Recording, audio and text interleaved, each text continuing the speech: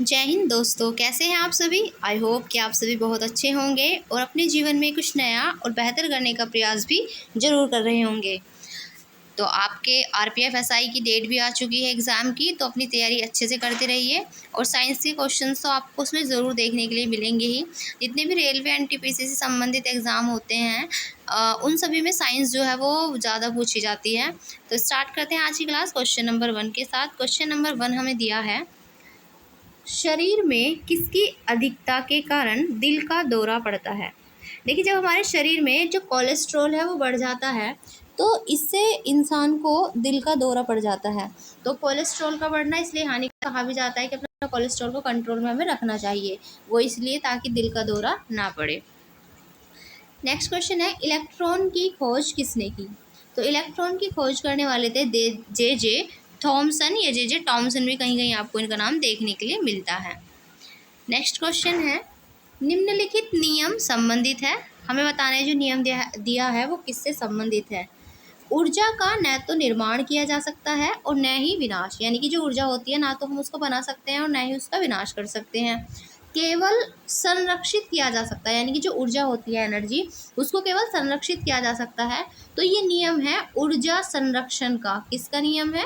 ऊर्जा संरक्षण का नियम है। नेक्स्ट क्वेश्चन है, आरती नहीं है, यहाँ पर ये गलत टाइपिंग हुआ है, ये आवृत्ति है। आवृत्ति का मात्रक क्या होता है? तो इसका मात्रक होता है हर्ट्ज। नेक्स्ट क्वेश्चन देखते हैं, ट्रेन पटरी पर जोड़ पट्टी का प्रयोग किसके लिए होता है। यानी जो रेल की पटरी होती है उस पर जोड़ पट्टी का यूज़ किया जाता है, वो किसके लिए किया जाता है? तो दो पटरियों को जोड़ने के लिए यूज़ किया जाता है जोड़ पट्टी का। क्लियर। नेक्स्ट है, सार्वभौमिक गुरुत्वाकर्षण का नियम किसने दिया। तो ये तो आप सभी जानते होंगे, गुरुत्वाकर्षण का नियम देने वाले व्यक्ति न्यूटन, जिन्होंने एप्पल को गिरते हुए देखा और एक सिद्धांत, एक नियम दिया जिसे हम जानते हैं लॉ ऑफ अट्रैक्शन या लॉ ऑफ ग्रेविटी के नाम से जानते हैं हम इसको, गुरुत्वाकर्षण के नियम को। नेक्स्ट क्वेश्चन है, पृथ्वी, सूर्य एवं चंद्रमा के बीच में आने से कौन सी घटना, ये कौन सी नहीं, यहाँ पर यह कौन सी घटना होती है। देखिए, आपको मैं यहाँ पर समझा देती हूँ। यदि हम सूर्य ग्रहण और चंद्र ग्रहण की बात करते हैं, यहाँ से आपको दोनों क्लियर हो जाएंगे एक ही बारी में। यहाँ देखिए, ये जो इमेज है हमने मान लिया ये सन है, यहाँ पर ये सन है, ये यहाँ पर मून है और ये यहाँ पर आपकी अर्थ है। यहाँ पर हमने मान लिया अर्थ है और यहाँ पर आपका मून है। तो देखिए, यहाँ पर जब सन जो है हमारा, ये सन हो गया, ये यहाँ पर सन हो गया। दो कंडीशन, एक सूर्य ग्रहण की बता रही हूँ और एक चंद्र ग्रहण की।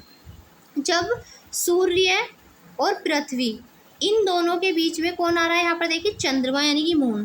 तो जब सूर्य और पृथ्वी के बीच चंद्रमा आ जाता है तो यहाँ पर पृथ्वी ढक जाएगी, तो इसलिए इसको कहा जाता है सूर्य ग्रहण। और जब सूर्य और चंद्रमा के बीच पृथ्वी आ जाती है तो इसको कहा जाता है चंद्र ग्रहण, क्योंकि यहाँ पर पृथ्वी बीच में आ गई तो भी किसका ग्रहण लगेगा? चंद्रमा पर, तो इसको कहा जाता है चंद्र ग्रहण। तो अब यहाँ पर देखिए, क्वेश्चन हमसे पूछा है, जब पृथ्वी सूर्य और चंद्रमा के बीच आ जाती है तो देखिए यहाँ पर ये पृथ्वी है और ये किसके बीच आई है? सूर्य और चंद्रमा के बीच, तो क्या होगा फिर? चंद्र ग्रहण होगा। क्लियर। चलिए, नेक्स्ट क्वेश्चन है, रडार निकाय डैश का प्रयोग करता है। तो जो रडार है वो किसका प्रयोग करता है, हमें ये बताना है। तो रडार जो होते हैं ये विद्युत चुंबकीय तरंगों का यूज़ करते हैं, जिससे कि पता लगाते हैं कि कौन सी मिसाइल या जो भी रडार इसी का पता लगाती है, मिसाइल का या रॉकेट का कौन सा आ रहा है। तो ये विद्युत चुंबकीय तरंगों पर काम करता है। नेक्स्ट क्वेश्चन है हमारे सामने, एक लैंप की बत्ती में तेल किस कारण से ऊपर चढ़ जाता है। आप देखते हैं कि जब आप कोई भी बत्ती जला के रखते हैं लैंप में तो तेल अपने आप ऊपर की ओर आता रहता है। तो ये जो कारण है इसका, ये है केशिकत्व की क्रिया। तो केशिकत्व की क्रिया के कारण ही क्या होता है, यहाँ पर ये जिसका तेल होता है वो बत्ती में ऊपर चढ़ता रहता है। तो ये कौन सी क्रिया होती है? केशिकत्व की क्रिया के कारण। नेक्स्ट है, यातायात बत्ती में लाल रंग का प्रयोग क्यों किया जाता है। देखिए, लाल रंग का प्रयोग इसलिए किया जाता है क्योंकि लाल रंग की जो तरंग दैर्ध्य है वो सबसे अधिक होती हैं, तो इसलिए ही इसका यूज़ यहाँ पर किया जाता है। नेक्स्ट है, आकाश नीला क्यों दिखाई पड़ता है। देखिए, आकाश हमें नीला इसलिए दिखाई पड़ता है क्योंकि वायुमंडल में जो रंगों की जितने भी रंग हैं उन सभी रंगों की अपेक्षा जो नीला रंग है उसको अधिक बखेरता है ये, इसलिए यहाँ पर आकाश का रंग हमें नीला दिखाई देता है। नेक्स्ट क्वेश्चन है, ग्रेनाइट किस में पाया जाता है। तो जो हमारी आग्नेय शैल होती हैं, आग्नेय चट्टान होती हैं, उसमें पाया जाता है ग्रेनाइट। नेक्स्ट क्वेश्चन देखते हैं, प्रकाश संश्लेषण में किसका ऑक्सीकरण होता है?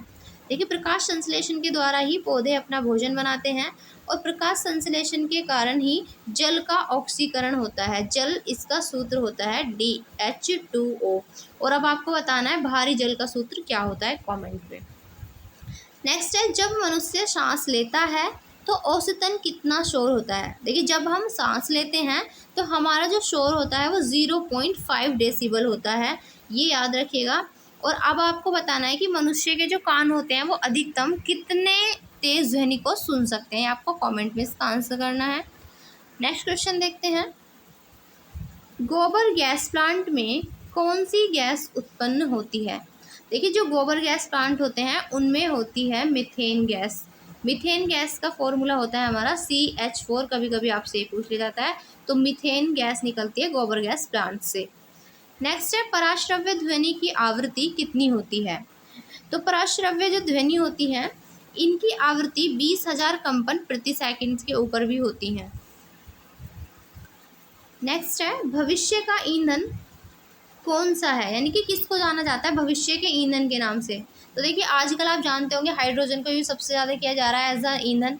तो अब हाइड्रोजन जो है ये अब भविष्य का ईंधन इसको कहा जाता है, हाइड्रोजन H2। नेक्स्ट है, विज्ञान की वह शाखा जो जीव और वातावरण के बीच संबंध को बताती है। जीव और वातावरण दोनों के बीच का जो संबंध बताती है उसे हम कहते हैं पारिस्थितिकी। क्या कहते हैं? पारिस्थितिकी।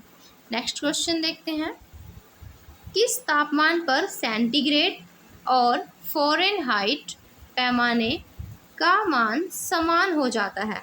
देखिए, सेंटीग्रेड और फ़ारेनहाइट जो है हमारे, इन दोनों का मान समान हो जाता है। कौन से पैमाने पर हो जाता है? तो ये है -40 डिग्री। -40 डिग्री पर सेंटीग्रेड और फ़ारेनहाइट का जो मान है वो सेम होता है। नेक्स्ट है, सौरमंडल में वृहत्तम, क्षुद्रतम तथा सर्वाधिक चमकीला ग्रह क्रमशः कौन सा है, हमें बताना है। तो देखिए, सौरमंडल में हमारे टोटल जो ग्रह हैं वो इस टाइम पर 8 ग्रह हैं सौरमंडल के अंदर।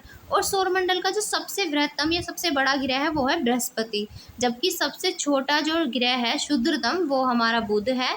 और इसी के साथ अगर बात करें सबसे चमकीला, तो ये हमारा शुक्र सबसे चमकीला है। शुक्र को सुबह का तारा और सांझ का तारा के नाम से भी जाना जाता है। बुध की अगर हम बात करें तो बुध का और शुक्र का, इन दोनों का याद रखना, बुध और शुक्र का कोई भी उपग्रह नहीं होता है, जबकि बृहस्पति के सबसे ज़्यादा उपग्रह हैं।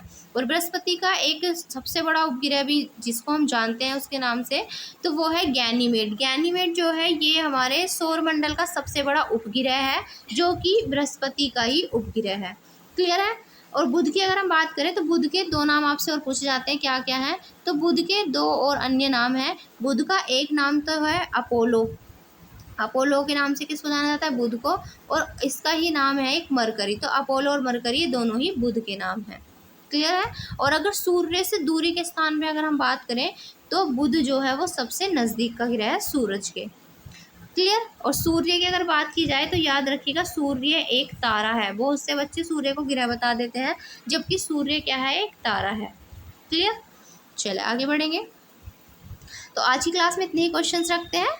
और अगर आप चाहते हैं कि आपको इसकी PDF भी मिले तो PDF आपको मिल जाएगी टेलीग्राम पे। आपको टेलीग्राम का लिंक यहाँ पर डिस्क्रिप्शन में मिल जाएगा। आप वहाँ से जाके टेलीग्राम को ज्वाइन कर सकते हैं और PDF का लुत्फ़ भी उठा सकते हैं और अच्छे से उसको रिवाइज़ कर सकते हैं। तो कोई भी क्वेरी हो आप कमेंट में पूछ सकते हैं। फिर मिलेंगे कल अगली वीडियो में, तब तक के लिए जय हिंद, जय भारत।